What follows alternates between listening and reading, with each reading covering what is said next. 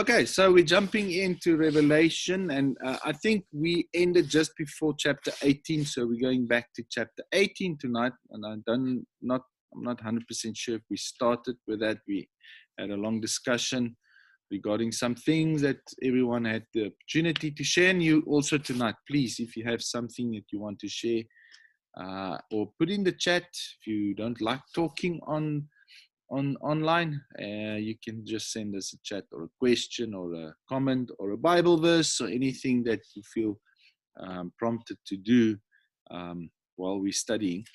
So I'm not going to put slides up as much because we're just going to go into Revelation 18. So I'm going to share my simple accordance program that I normally use. Just want to go into that. Accordance, yeah. So I'm going to just share that screen and we can follow the scripture there. And let me see where it is. There it is. So hopefully you can see that. Okay, so let's read together. I'm going to start. I don't know if we started. I can't remember if we started with verse 1 or 2 or 3. I'm going to go into verse 1. And we'll read as we go on. We'll go back to other scriptures and we'll just use this Accordance app to look at the text.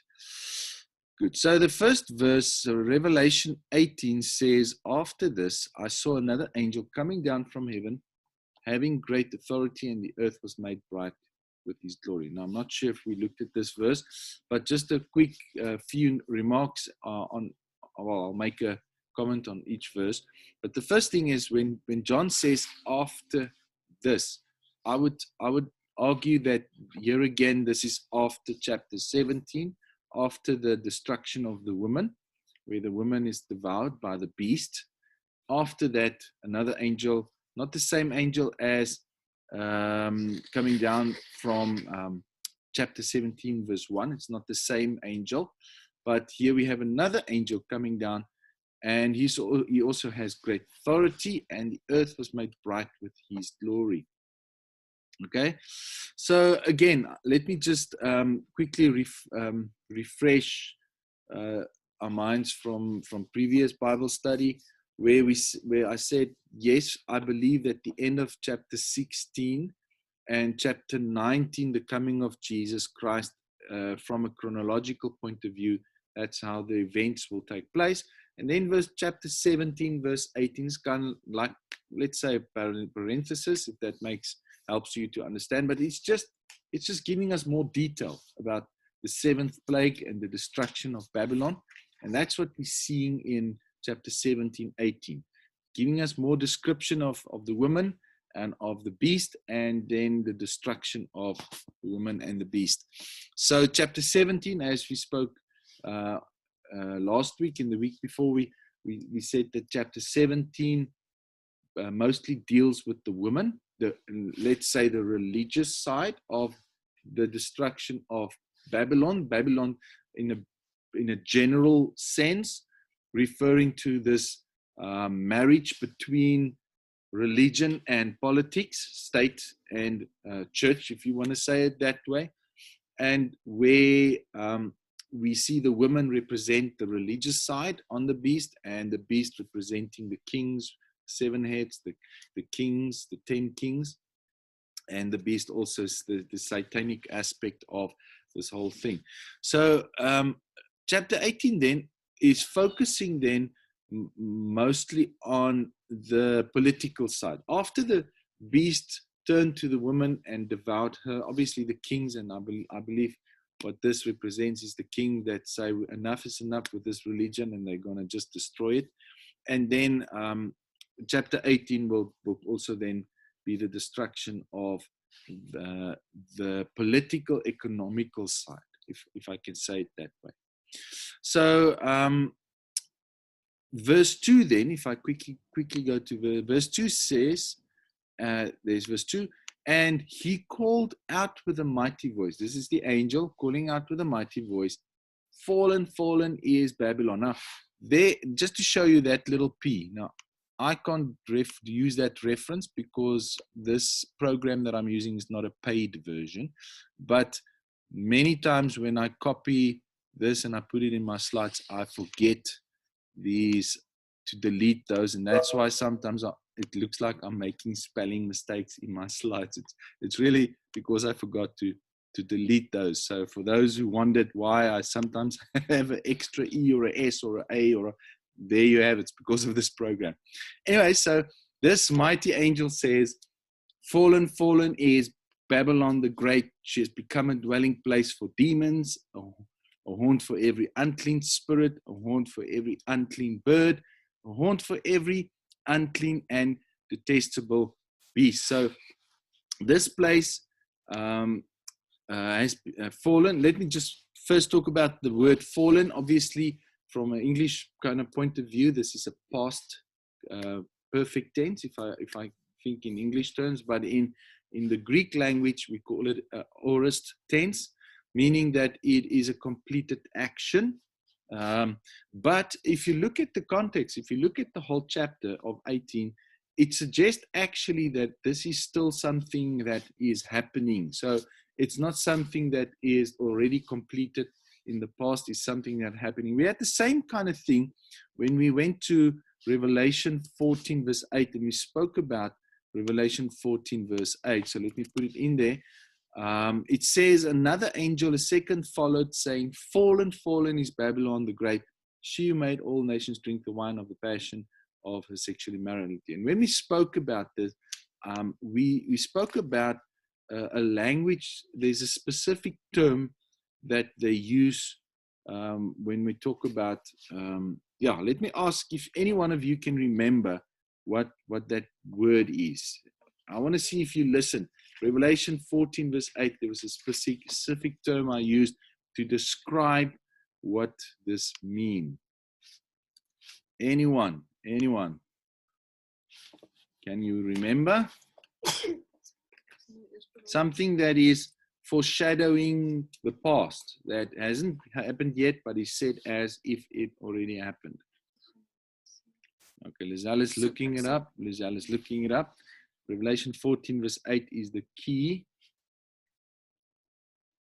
Nobody? Oh, I'm so disappointed now. Okay, the word is proleptic. Yeah, if you can remember, proleptic, P-R-O-L-E-P-T-I-C, or the other way to say it is a prophetic present, saying something that's going to happen in the future as if it is in the present already happened. So that's what we have in Revelation 14:8. And again, this is the same language that we find here in Revelation 18 verse 1, where the angel says, fallen is Babylon the Great. But when you read, and again, if the context did not give us the interpretation that this is still something happening in the future, then I would have no other choice but to accept that it is something in the past. But if you read the whole context, you'll find out, although he said fallen is Babylon, we have something, a future event that is foreshadowed, a future event that is kind of pictured as already taken place, but the context shows us that it is happening in the future. Now, if the context did not picture this as a future event, I would obviously say that verse 2 is a past event. Now, some people would argue because of that, it has already happened, like the preterists, so that use that argument to say that Babylon has fallen, and they refer to the past history where the Babylon as an empire has fallen.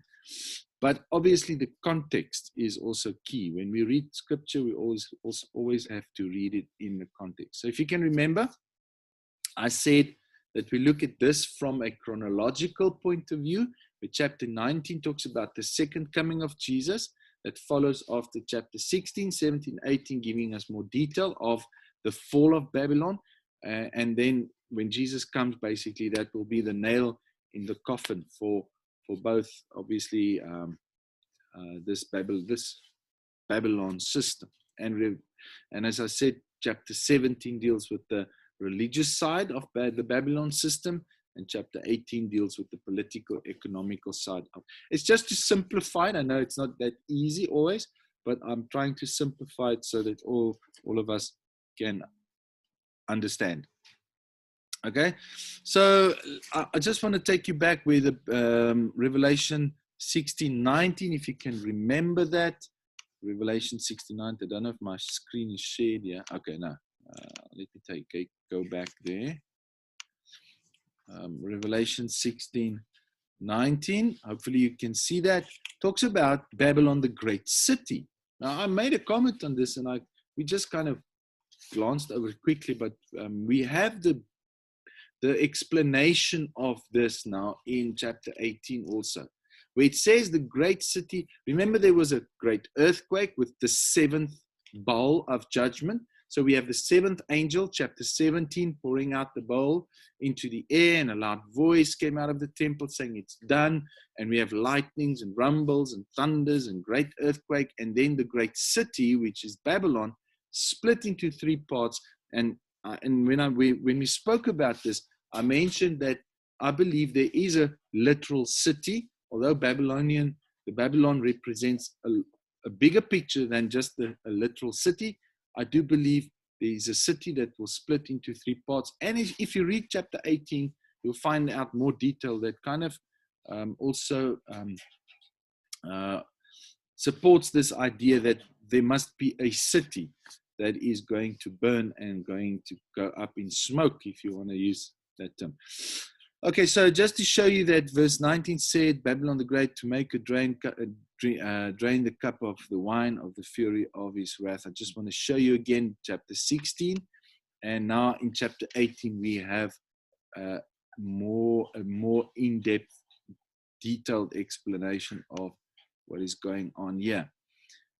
So the women being destroyed, chapter 17, and after that, the political, economical power being destroyed, and the city of Babylon also being destroyed together with that. So let me just stop. Does it make sense to everyone? Is there a question around that, or is it confusing? But does that help to understand it? Okay, Beverly says yes. The Hay family is on board. The others are still deciding. Any questions, please ask. Urs is also on board. Okay. Let's go back then to, let me see, where are we? Revelation 18. Where? No, that's not the right one. That's not the right one. Where's my, that's the one. Okay, there we are. So let's go back to 18, verse 2.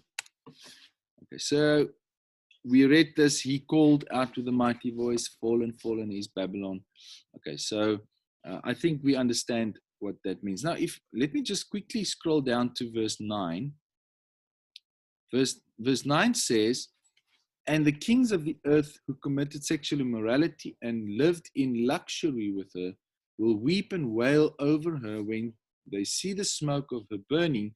They will stand afar in fear or of her torment and say, alas, the great city. So again, that just to support that it's a city, you mighty city Babylon, for in a single hour your judgment has come. So the destruction then of the economic political Babylon, then obviously, as I said, referenced in chapter 16:19, where the city splits in three parts. I think it's just more detail that we're given here. So just want to show you again, and I'll give you more reason why I think, and scripture why I think it's not just a system, but it's also a literal city.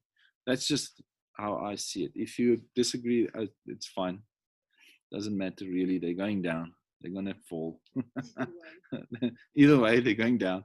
Okay, verse 2, and he called out, fallen, fallen is Babylon the Great. She has become a dwelling place for demons, to haunt for every unclean spirit, a haunt for every unclean bird, a haunt for every unclean and detestable beast.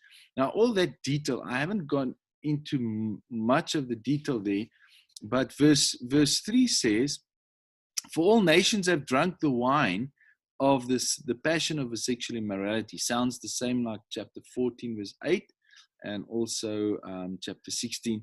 And the kings of the earth have committed immorality with her, and the merchants of the earth have grown rich from the power of her luxurious life.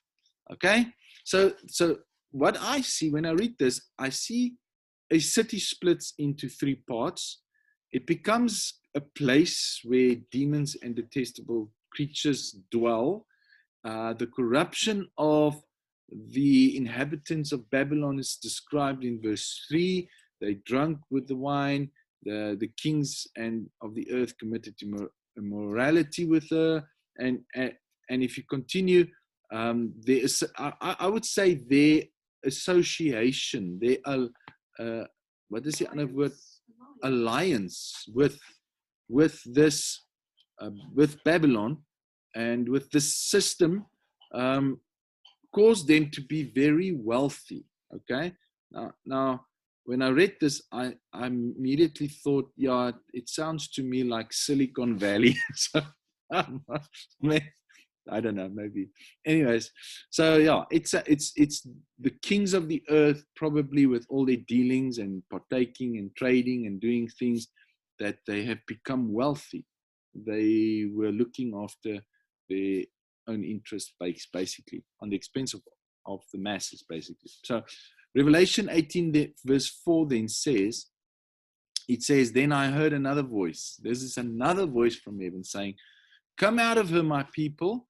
I would argue that this another voice might be even God or even Jesus calling his own people, because he says, come out of her, my people.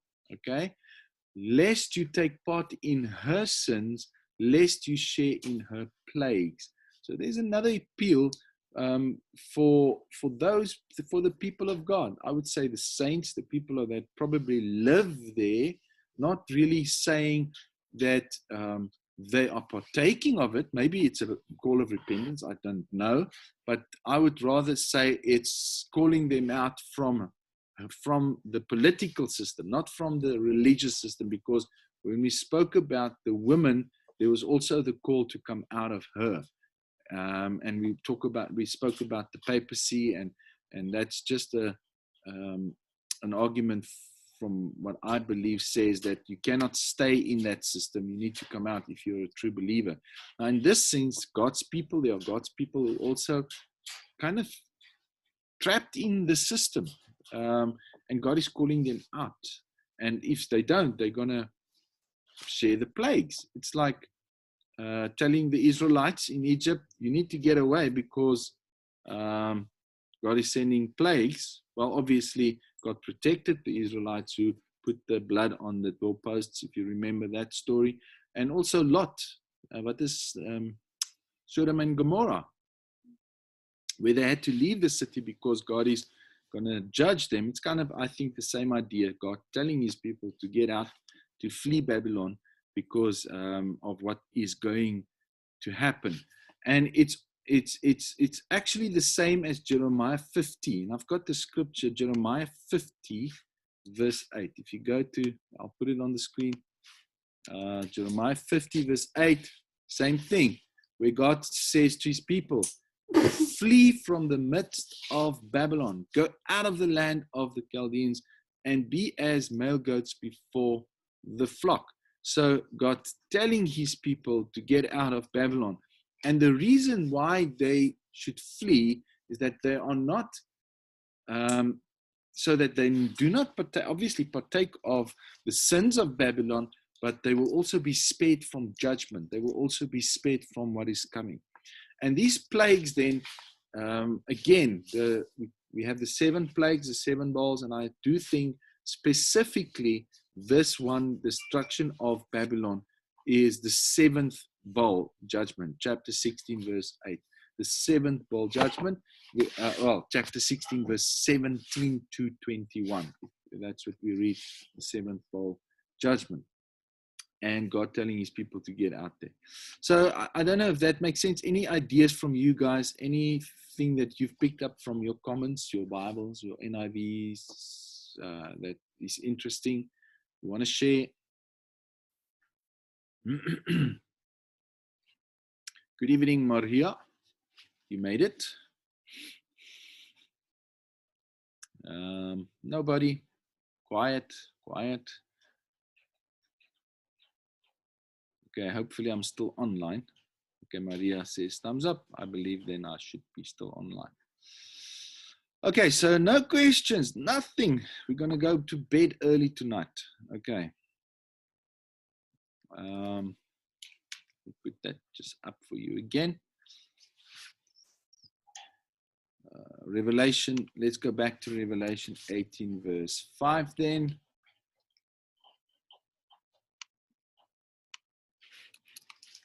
Okay, so it says, and interesting, it's the description is interesting what John is describing. He says, for her, this is Babylon's sins, are heaped high as heaven, and God has remembered her iniquities. Interesting description. I don't know if this reminds you of something. Their sins heaped high as heaven. Anything? Anyone? Does it remind you of something? Well, Lizelle says your sins have become a dividing wall between you and God. Yes, that's not wrong what you're saying. That's true for everyone. But the description, okay, Lizelle's got it. I don't know if they heard it. Who's speaking? Reminds me of the Tower of Babel, Rudy. There you have it. I think it's just a description again of what happened with the Tower of Babel, with the people that tried to reach heaven, and they built this tower to get to the gate to heaven. That's what Babylon means. And now this is kind of pictured here as their sins again heaped up high as heaven. And although yes, God allowed this, he's remembering this, and he's going to judge. His judgment will be inevitable. It's not going to be overlooked, and they will be judged. Okay, so I think that's what verse 5 means. Gives us that kind of picture of Babel. So I think chapter 18 is quite straightforward. There's not much funny stuff in there. You just read it through, and it's kind of self-explanatory. So verse 6 then says, pay her back as she herself has paid back others, and repay her double her deeds. Mix a double portion on her in the cup she mixed. Okay, remember she had Babylon also had chapter 14, chapter 16, that the nation drank from the cup. Okay, so the voice then demands that Babylon must pay back double for her hideous sins, and every cup of sin that she gave to the nations to drink, she will be given a double cup, a double portion of that. Every cup that she mixed and gave to the nations. Now, I would put that in the context of political and economical sins, not really in the cup of the women who had the cup, and it's not really, I don't think it's that. This is, I would rather say, the kings and the nations that have sinned against, let's say, humanity. They sinned against many, and all the sins that, whatever it can be, that it's the economical and political side, I would say. But God is going to give them a double judgment on what they've done. So verse 7 then points out to her false sense of security that she has. If you read verse 7, it's kind of a false sense. It's and this is actually a lesson. It's a sermon on its own also. It says, as she glorified herself and lived in luxury. So you can think of a few people we might know. Now, I don't know any rich people, Lizelle. That's so rich like that. But anyways, but she has glorified herself and lived in luxury. So give her a like measure of torment and mourning, since in her heart, she says, and in her heart, She says to herself, I sit as a queen. I am no widow, and mourning I shall never see. Arrogance, that's the word. Arrogance, false sense of I've made it, I'm on top of the food chain, okay? And she is this arrogance that she is untouchable, she's the queen, and big surprise is awaiting for her. And that's why people will be stunned and amazed when they see how she will be judged. Now, the lesson obviously is many people, many nations, they become so wealthy and think that they are above any kind of judgment or any kind of mourning, any kind of bad thing that can happen with them. And but they will greatly mourn and they will face judgment. And we may never know the truth.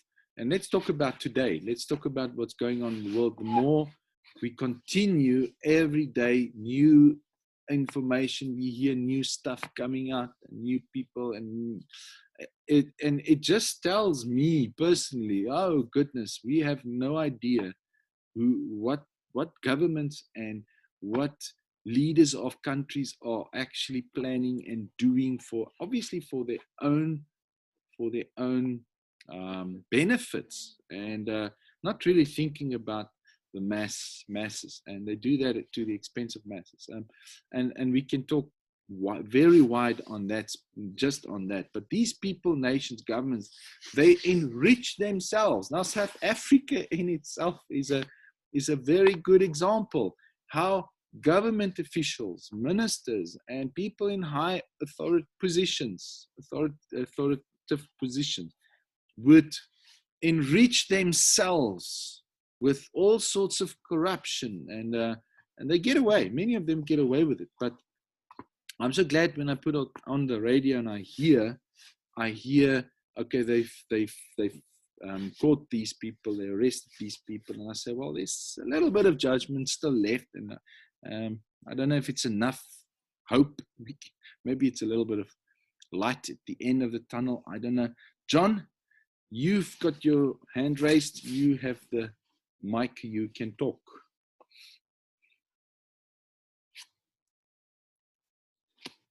Can't hear you. Your mic is not working.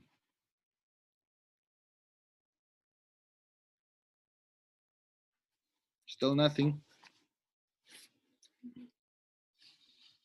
Is it me? John, I think you need to move closer to your mic. I think I know what's happening. Can you hear me now? Very soft, very soft. I can hear you now. It's very soft, but you can talk. Can you hear it now? Yeah, it's very soft. Sorry. You know what the heck is? Let me switch off this silly Bluetooth device. Just give me 1 second. Carry on. Okay. Just raise your hand when you're ready. You can let it down for now. I lowered it. Okay, yeah, I can hear you. Am I back? You are back. You can Okay, talk. sorry. I had a Bluetooth speaker on and its microphone is not so wonderful. Okay. What I was saying was that the New World Order people, I read just the other day, that they reckon that about 150 people in the world actually own all the wealth. There's only 150 of them. Yeah. And they are the guys who are pushing for this New World Order, and at the expense of everybody else. So, for example, those who are like me, who believe in the thing, maybe a conspiracy theory about the COVID and all the things that are happening in addition to that, that this is plaguing us, the poorer people, call the poorer people, the middle class, the normal plebs of the world. And I think that this is where God is going to avenge on our behalf, as it were, for what these wealthy people have done. No, and this sort of makes sense to me.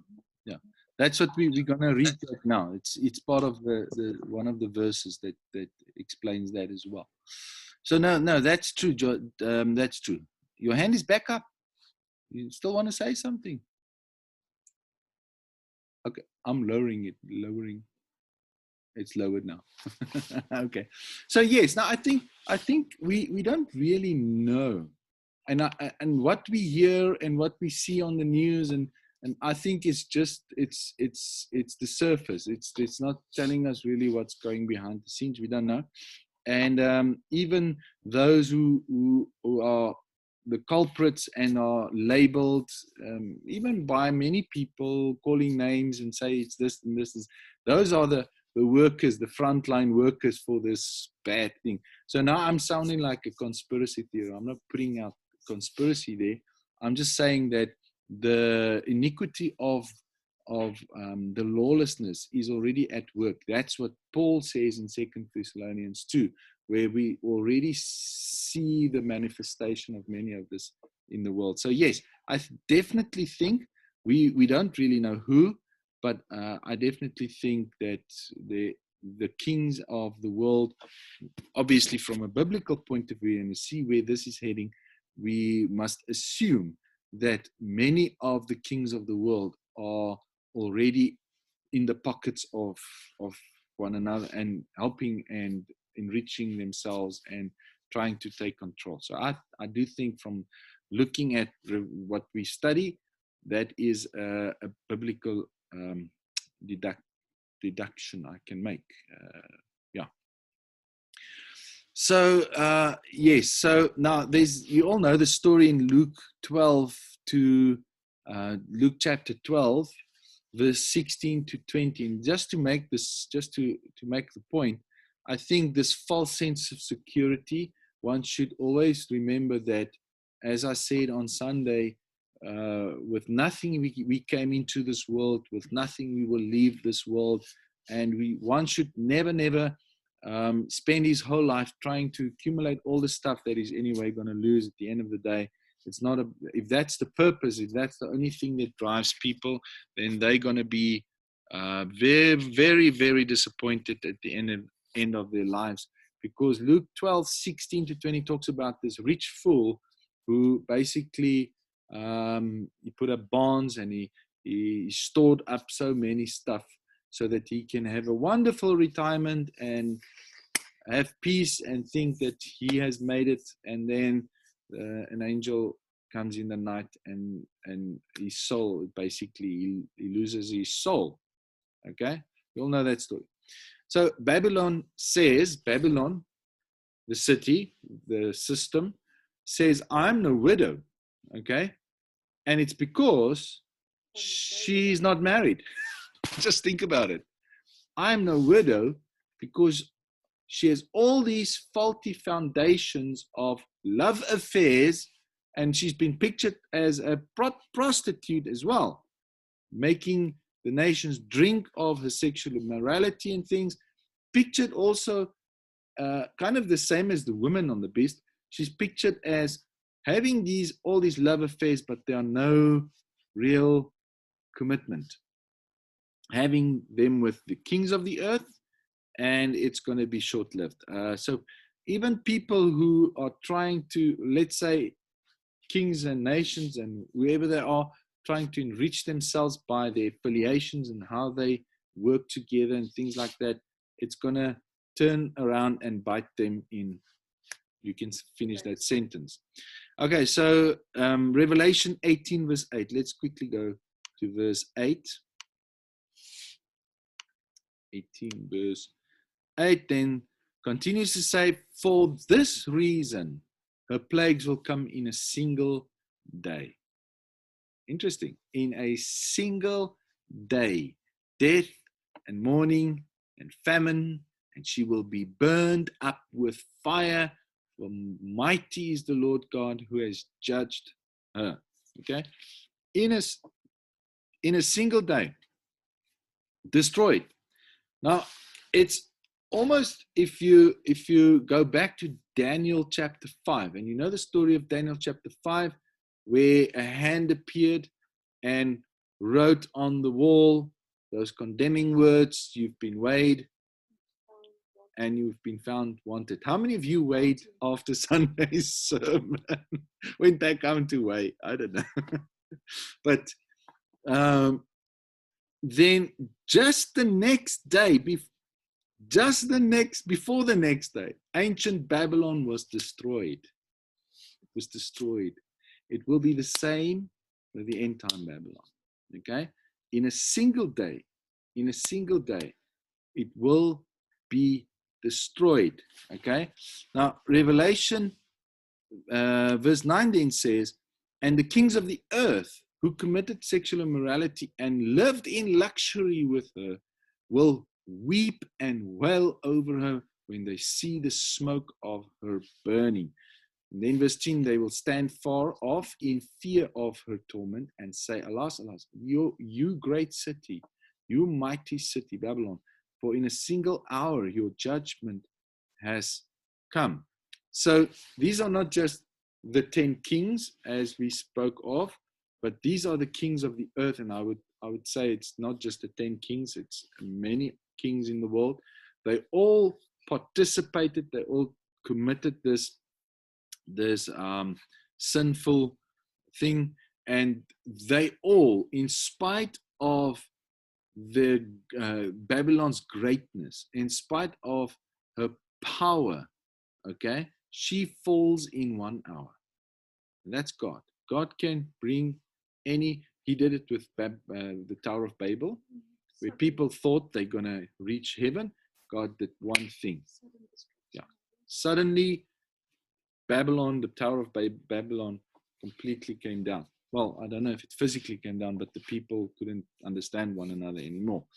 So again, although Babylon represents the false religious system, which we spoke about, the women on the beast and mystery Babylon written on a head in Revelation 17, and the political, economical system, the beast, the political side, I do think, however, that this refers to a literal city of Babylon.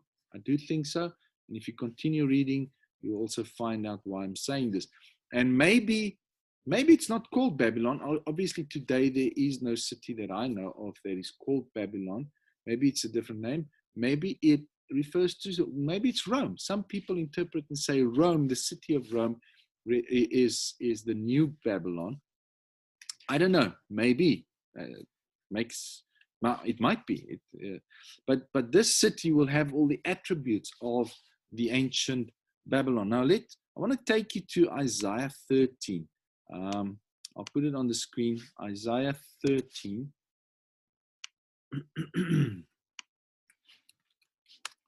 Verse 19. Isaiah 13 verse 19. We'll read up to 22. Yeah, it's interesting. It says, and Babylon, the glory of kingdoms, the splendor and pomp of the Chaldeans, will be like Sodom and Gomorrah, and when God overthrew them. Okay, so obviously we need to, when we read this, we need to think: is this referring to historical Babylon, or is this referring to futuristic end time Revelation 18 Babylon? So when we read this, ask yourself that question: does it refer to Babylon when the Babylonian Empire fell? Okay, or does this refer to future? Is this a prophetic word for the future? Now, it will never be inhabited or lived in for all generations. No Arab will pitch his tent there. Interesting, no Arab. No shepherds will make their flocks lie down there, but wild animals will lie down there, and their houses will be full of howling creatures. Their ostriches will dwell, and their wild goats will dance. Hyenas will cry in its towers, and jackals in the pleasant place and palaces. Its time is close at hand, and its days will not be prolonged. So let's, just from reading that, what do you think? Does this explain historical Babylon being desolated to a place where only animals live? Interesting, in Revelation, it's demons and unclean spirits and things. But is this explaining that, or might this be a prophecy of Revelation 18? What do you think? Doesn't mean you're right or wrong. It's just, what do you think when you read that?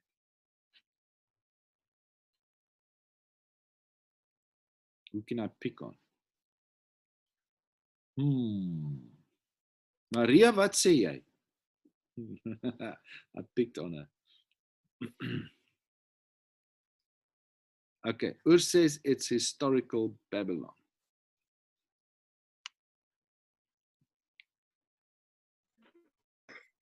Perhaps it could be both. that it was a prophecy for the literal Babylon and the metaphorical. Okay, well, I would go with that as well. I would actually agree with that. Anyone else? Nobody. Okay, so now let me just say this. According to this text, Isaiah 13, 19 to 22, Babylon will be completely destroyed. Okay, that's what we read here. It will be completely destroyed. It will be inhabited. It will be like Sodom and Gomorrah. God will overthrow them. It will be it says inhabited in my version. ESV says inhabited. Okay, it will be completely destroyed and not be inhabited. Okay, now we have the same prophecy basically in Jeremiah 51 verse 24 to 26. Now I'm not going to read that. You're welcome to go and read it. Jeremiah 51 verse 24 to 26 and verse 61 to 64. I'll put that maybe in the chat. You want to go and read that? Let me put it in the chat to everyone. Okay, so you can go and read. It has the same idea. Okay, so now if you go to Jeremiah 51 verse 8, maybe I should put that on.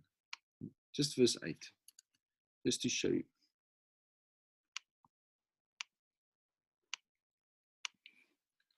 Okay, there's Jeremiah 51 verse 8. It's very clear. It says, suddenly Babylon has fallen and been broken. Wail over her. Take balm for her pain. Perhaps she may be healed. And you continue. It says she will not be healed. So it's kind of a sudden destruction of Babylon. So that's what we find in Isaiah 13. We also read it in Jeremiah 51. Now, if it's suddenly and it's being destroyed, then I would argue that it does not refer to history. And the reason why, okay, when Jeremiah wrote it, it wasn't history yet. It was going to happen. But obviously, from history, we know that Babylon doesn't exist anymore, the city Babylon. But you can argue then it's historical from that point of view, yes. But the reason I'm saying this might not be referring to history is because Babylon did not fall suddenly, according to history. Babylon continued for many years after the political empire fell. So yes, the Babylonian empire fell, but the city, the destruction of Babylon, as we read in Isaiah 13, would take place on the Lord's day, in one day. Well, in the day of the Lord. Let me read that. It's Isaiah 13, verse 6. So it's just a technical thing. It's not really a big issue, but I would argue, and I think Gibbon might be right, it might have referred to Babylon, but it's not completely destroyed, that it still kind of existed. We don't just know why, but the complete sudden destroyal only comes in the day of the Lord. It says verse 6, wail, is it veil or whale? Veil. W. Whale. Okay, it sounds like a whale. Okay. Wail for the day of the Lord is near.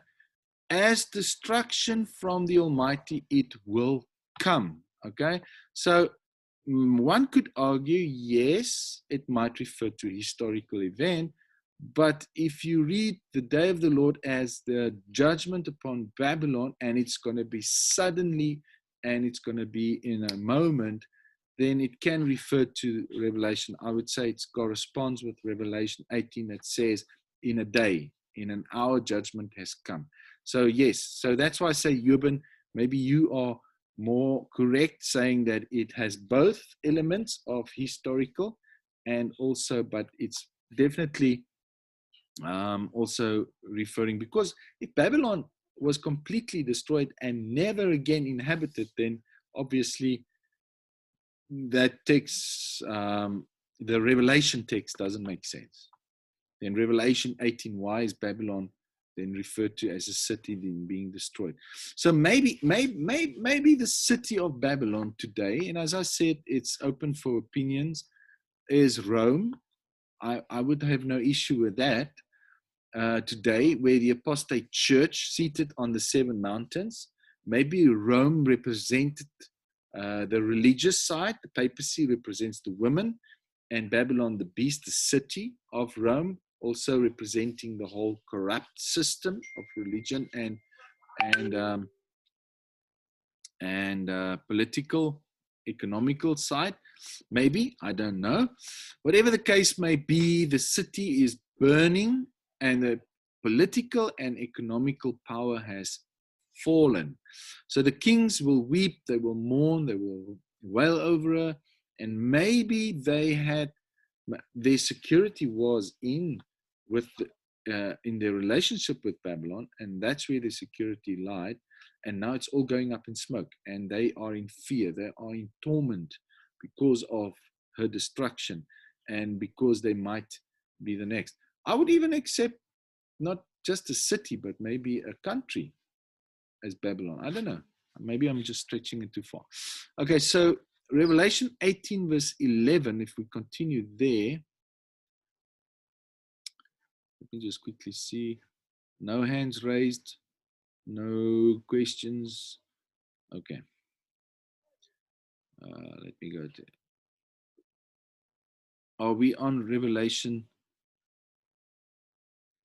Just want to make sure you can all see that. Okay, there's a hand. I see a hand. Laat sak maar die hand, broer. Okay, John. Okay, daar gaan die hand. Really, first of all, I think, you know, in the context of the way we've been speaking, that has to refer to something future. Yeah. Because of the fact that it's going to happen during Revelation 18 time frame, whatever it is. So, I mean, I definitely agree with Euban in the sense that it can be one of those things that has a double occurrence, but two different things. It's not quite the same thing, but something did happen to Babylon, and something is going to happen to it. Now, as to where it is, some people say it's Iraq, but I don't know. It doesn't make sense to me, but anyway. But I have another pointy question. Yeah. In Isaiah chapter 17, the destruction of Damascus, where does that fit into the whole picture? Remember, there's a scripture there that says that Isaiah 17 verse 1, which says, the burden of Damascus, behold, Damascus is taken away from being a city, and it shall be a ruinous heap. And that city, they say, will never be able to be inhabited again, or will not be inhabited. So is there any, I'm not saying Damascus is it, but where does the destruction of Damascus then fit into the whole thing? Oh, okay. Because that still has to happen. Yeah, no, you'll have to answer us because I don't know. I can't. No, I don't know. That I don't know. I thought, is there a relationship? But I can't say there is, because, you know, Babylon, Damascus is in Syria. Babylon could be in that area, but I don't know. And why would it be? Because Damascus at the moment doesn't seem to be a great power. I just know that it is a storehouse for many of the Muslim terrorists and whatnot. They've got their arms and their ammunition stored there. But I don't know if that's related. I'm just wondering where does that fit in, if at all? Yeah, no, I'll go and look it up. I haven't looked at Damascus at all. Damascus still is today. Yes, very much so. Then that now must. they say it's going to be a ruinous heap and no one will be able to live there. So in my little fertile mind, I see that as an atomic attack. In other words, that if you blow that place up with, I mean, you'll never be able to go back in there again. Yeah. But I'm just wondering where that fits into these end times. Yeah, it's. I was reading while you're talking, and it says that it will be deserted, which because of the children of Israel, there will be desolation. Yeah. So if they still exist today, then obviously that must be future. Still something. Yeah. How it fits I don't in see Revelation. We haven't read anything in Revelation regarding it. No. Or made a connection with Babylon or Rome in that sense. I haven't made that connection. So I'll have to go and look at the different views and what people are saying and see how it fits in there. Maybe someone else does that knows. I don't know. Maybe so. We've got so many clever people on this online Bible study. Maybe someone has got some idea. Nobody. Okay. Don't put us out of our misery. So we'll just have to wait. Okay, so I think if we continue reading from verse 11 onwards, it kind of, that's why I'm saying it gives me the idea that this is also a literal city. A literal city. If you go to Revelation 18 and we go to verse 11. Okay, if you read this, it starts getting coloring in this picture of a city. It says in verse 11, and the merchants of the earth weep and mourn for her, since no one buys their cargo anymore. Interesting. If it was just a system of political, representing just as the religious political system and not a literal city, then that would not make sense to me. So that's why I'm going for the city idea as well.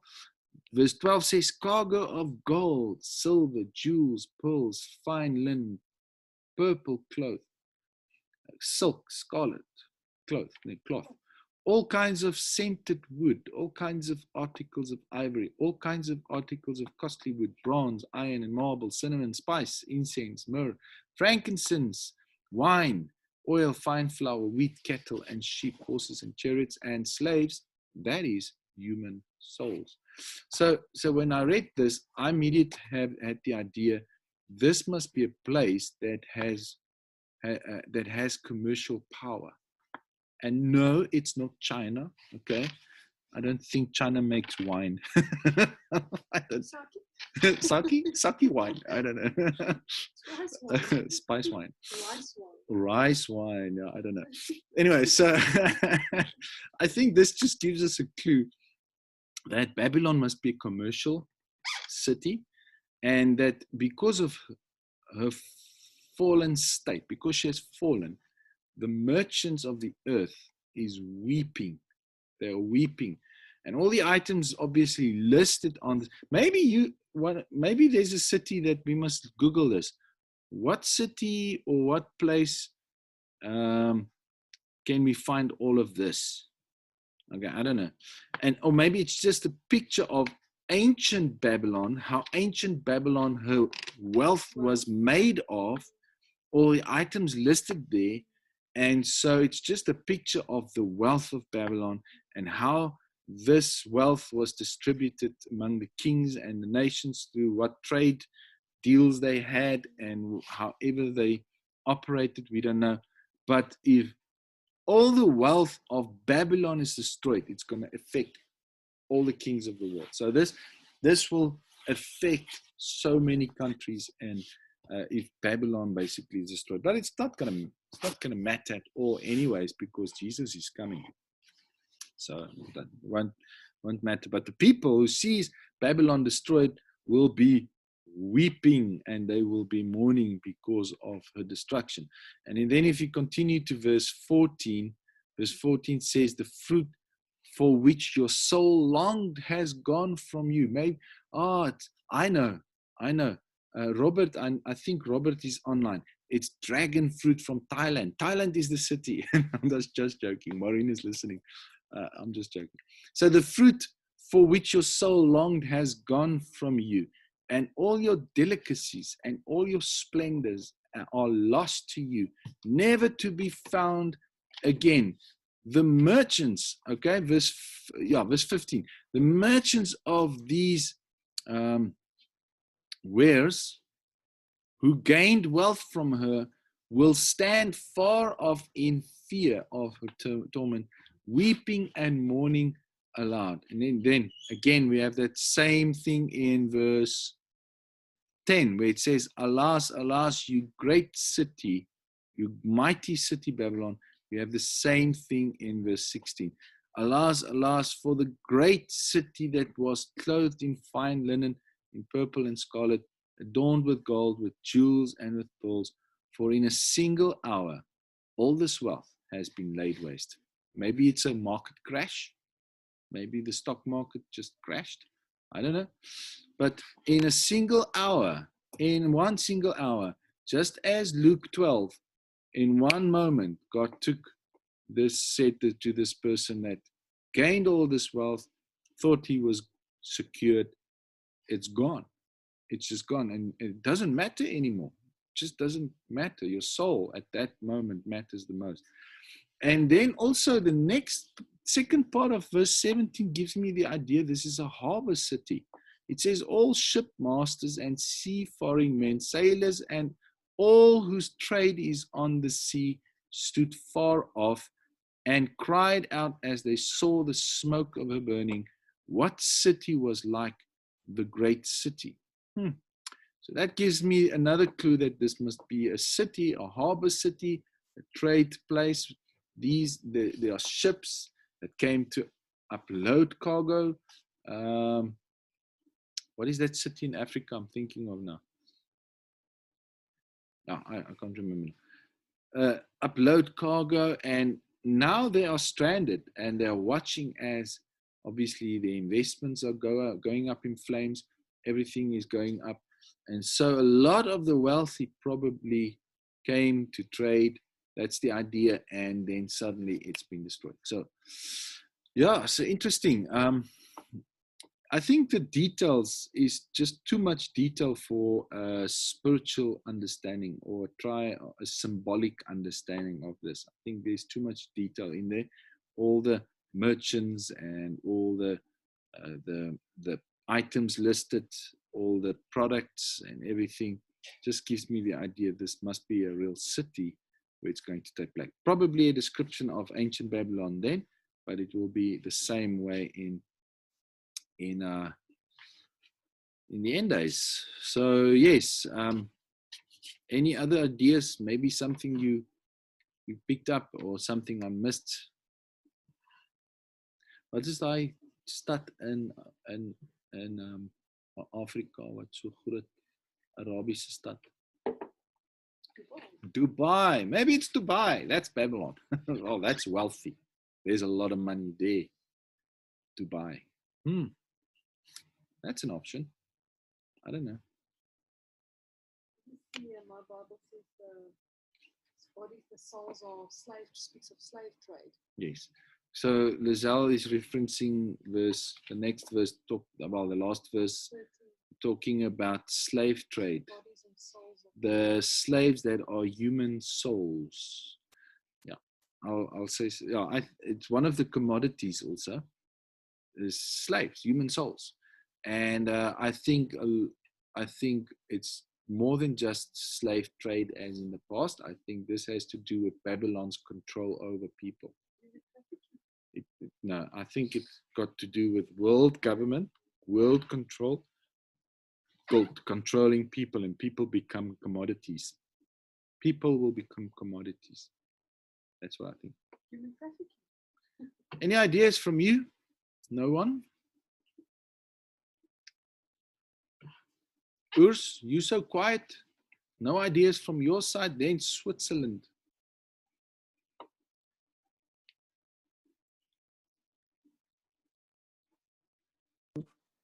Well, because it's at sea, it could definitely be Rome. Yeah. And haven't we read about the 7 hills? Yeah. So that's a good. That's what I'm saying. That's a good guess. A good guess. Because I'm not sure how wealthy. Well, Rome probably is very wealthy, but I'm not sure if they are that big on export and import and things like that. I don't know. I didn't go and check it up. I didn't Google that, so I don't know. John, maybe you know. No, I was just about to say something similar to what Urt said, and that is Rome. You know, if you think about it, originally, I think it was in 17, Revelation 17, spoken about the fact that Babylon, the Rome and Babylon are really one and the same thing. So Yeah. wonder why we would want to move to another city where in the context of Revelation, the Rome actually fits perfectly. You know, I know there's the things you're saying about the trade and the whatnot, but it just fits in the context that it could well be. You know, the Whore of Babylon is, as we know, probably the Roman Catholic Church. But why must the city then be somewhere else? So it could possibly be Rome. Yeah, no. My understanding leans towards that interpretation. I do lean towards that, but I'm always open to hear what others say. As I said, we talk about a city, Rome. Maybe I'm trying to stretch it too far and say it might be bigger than just a city. I don't know. Maybe it's a province or a country. I'm just putting what we can say from what we read in Revelation. It's not naming the city. It's not giving us the city's name. We must agree on that. It's not saying it is Dubai, it is Rome, it is Iraq, it is Afghanistan. We don't know. Afghanistan doesn't have a harbor. Okay. So it's not literally saying it's that city. But again, Rome fits the picture. Rome fits the description the best, I would say.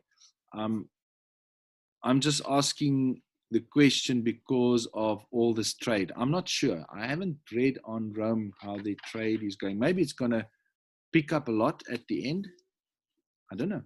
Maybe it's talking more than just, I don't know.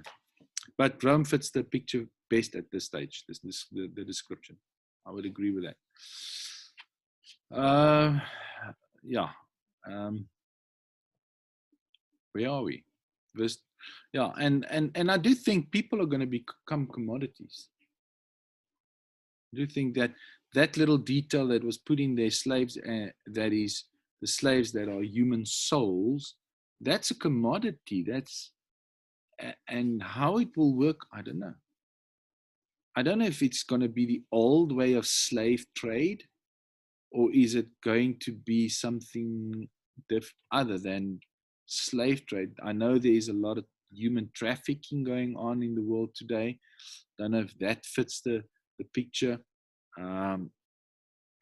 But I would go as far as to say that everyone that is under the control of Babylon has become a slave. I would say that. But how they become a commodity, I don't know. So Revelation 18 verse 20, and maybe we should end there. I'm not going to go further than that. Okay, did we read 19? It says, and they threw dust on their heads, and they wept and they mourned, crying out, alas, alas, the great city, where all who had ships at sea grew rich by her wealth, for in a single hour she has been laid waste. So their financial wealth was dependent on their trade with Babylon. So, and then verse 20 says, rejoice over her. So it changes. The story changes now to heaven, and it's saying to the saints and the apostles and the prophets in heaven, it's saying, rejoice over her, for God has given judgment for you against her. That's an interesting statement. So I'm going to end with that. God's judgment brings joy in heaven. Okay. God judges them, but it brings joy. Think about that, because of what she has done. And when it says God has given judgment for you against her, what does that mean? Let me ask, if you read that, I don't know what your NIV says. What does it mean? God has judged her for the way she treated you. God has judged her for the way she treated you, for the saints. Okay, I would agree with that. Literally, it says, God has judged your judgment on them. That's what it literally says. God has judged your judgment on them. Given judgment for you against her. That's what the ESV says. I don't know what the other verses, the other Bibles say, but in other words, it's just saying that God has afflicted your judgment on them. Okay, obviously God is doing the judgment. We cannot judge Babylon, obviously, but God has taken the judgment of that what we would have if we could judge Babylon and what they've done to the people, and they could judge them. Obviously, God is doing that on behalf of them. That's how I see it. God is inflicting their judgment on Babylon, paying back Babylon for her martyrdom of the saints. So God is judging the martyrs. Inflict, what is the regte word? Those who inflicted it on the martyrs. Okay, so I think that it's pretty, there are a few things that we can kind of disagree or talk about or guess or assume, but I think the chapter 18 is kind of very straightforward. It's judgment on economical, political judgment and Babylon and the city. While in chapter 17, that's the greater picture that we see. Chapter 17, the women, the religious, the papacy side is being destroyed by the beast itself, and then the beast are being destroyed. Well, not the devil himself, he will be thrown into bottomless pit, but the political system, the Babylonian system, the economical system might be a one world currency. And no, it's not Bitcoin. I don't know what it is. I've always said Ethereum is going to be the Antichrist, but not Bitcoin. Bitcoin is too innocent. Anyways, so whatever it is, they're going to be a one world currency, economical system, and it obviously it will be destroyed in that moment. So John said, okay, that was privately to me. I don't know. Let me read it. Okay, I'll go and read it. John mentions the port of Rome. The port of Rome. I'll go and have a look. Maybe that is a good description fit for what we are talking about. Lizelle is saying something? As well says, in her was found the blood of the prophets and of the saints. Verse 24. I should have gone to verse 24 actually, because I stopped there. And in her, let's just read verse 21 to 24, because that's the end of Revelation. Let's just read it and see. It says, then a mighty angel took up a stone like a great millstone and threw it into the sea, saying, so will Babylon the great city be thrown down with violence and will be found no more. And the sound of harpists and musicians and flute players and trumpeters will be heard in you no more. And a craftsman of any craft will be found in you no more.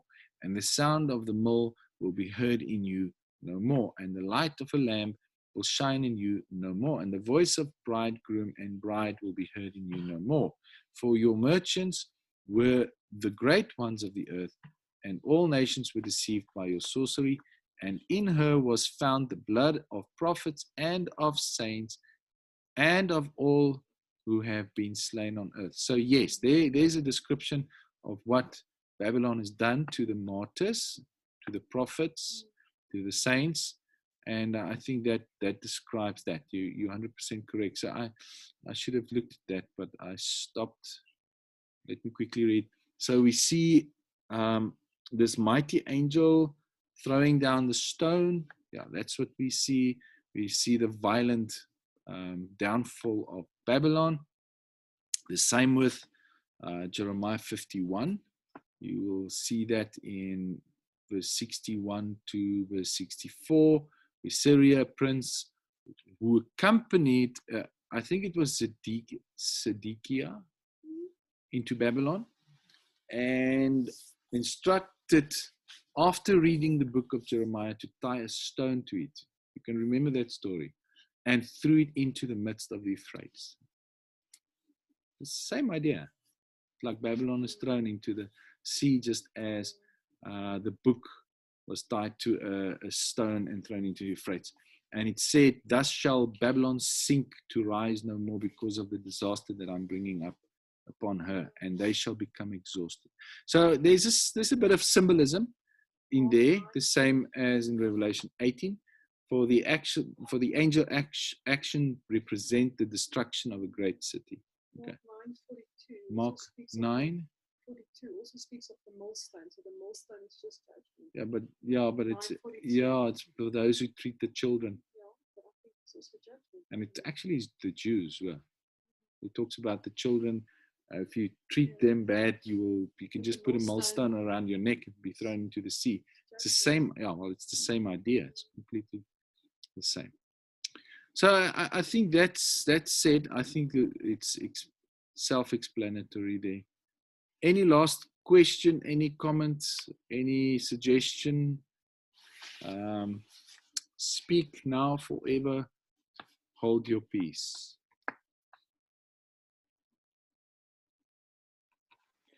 What was that passage you were just referring to now at the end? Jeremiah 51. Okay. Verse, I'll give you the verse. 24 to 26. 61. Jeremiah 51, verse 61 to 64. Okay. All right. I've got that. Thank you. That's a story about that book that was tied a stone to a stone and thrown into the mist, and that kind of was a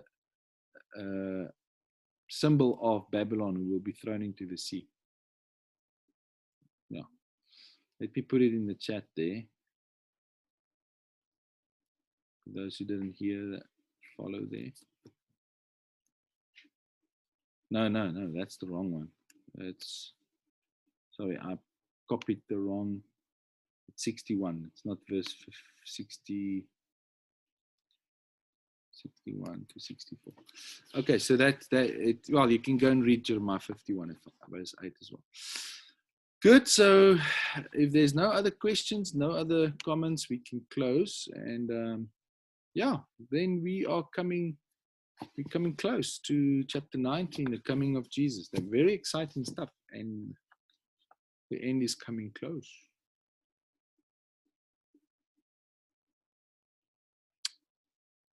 Going, gone. Okay, let's close with prayer. Urs, while you are there and we can all hear you, will you close for us in prayer, please? All right. Let's pray.